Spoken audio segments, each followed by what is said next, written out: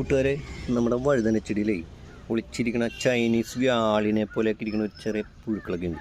ഇതിനകത്തില്ല അവനെ പിടിച്ചങ്ങോട്ട് നശിപ്പിച്ചില്ലെങ്കിൽ ഉണ്ടല്ലോ, നമ്മുടെ വഴുതനച്ചെടി ഉണ്ടല്ലോ, അവൻ മൊത്തത്തിൽ അങ്ങോട്ട് തിന്ന് തീർന്നു. ഇരിക്കണുണ്ട് കണ്ട, ചൈനീസ് വ്യാളി. അതിൻ്റെ നല്ല രസമാണ് അവൻ്റെ. കണ്ട, അതാണ് സംഭവം.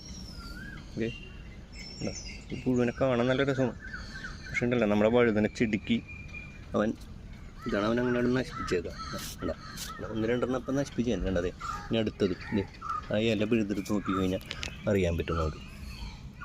കണ്ട ഇതിനകത്തുണ്ട്. അതിനോട് ഇതിങ്ങനെ നശിപ്പിച്ചേക്കാം. അല്ലെങ്കിൽ ഉണ്ടല്ല, നമ്മുടെ വഴുതന ചെടിക്ക് അത് ദോഷം ചെയ്യും. ഈ ഇലയിലും ഉണ്ട്. ഡെയിലി നമ്മൾ അവനോട് എടുത്ത് നശിപ്പിച്ച് കഴിഞ്ഞാൽ പിന്നെ അവൻ്റെ ഉപദ്രവം ഉണ്ടാവില്ല. ഈ ഇലകളൊക്കെ ഇങ്ങനെ ചുരുട്ടിയിട്ട് അവൻ അതിനകത്ത് ഇങ്ങനെ മുട്ടയിട്ട് അങ്ങനെ പെരുകി നമ്മുടെ വഴുതന ചെടി തന്നെ കംപ്ലീറ്റ് നശിപ്പിച്ചാണ്. ഇനി വേറെ എവിടെയെങ്കിലും ഉണ്ടാകുന്ന നോക്കട്ടെ. ഈ ഉണങ്ങിയ പോലെ ഇരിക്കുന്ന ഒരു സംഭവം ഉണ്ടല്ലോ വഴുതന ചെടി, അതാണ് എൻ്റെ വാസസ്ഥലം. അതങ്ങോട്ട് ചുരുട്ടി അങ്ങോട്ട് വെച്ചിട്ടുണ്ട്. അതങ്ങോട്ട് പതുക്കെ നീരൂറ്റി അയാലും അങ്ങോട്ട് ഉണക്കിക്കളയും. മനസ്സിലായേ? ഇതിനകത്തില്ല കേട്ടോ.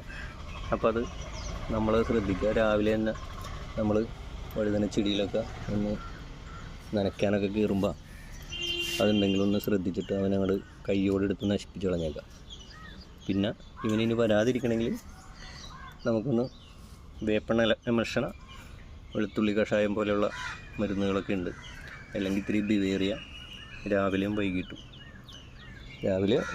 ഏതെങ്കിലും ഒരു നേരത്ത് ആഴ്ചയിൽ 2 ദിവസം നമ്മൾ ഒന്ന് തളിച്ചു കൊടുക്കുക.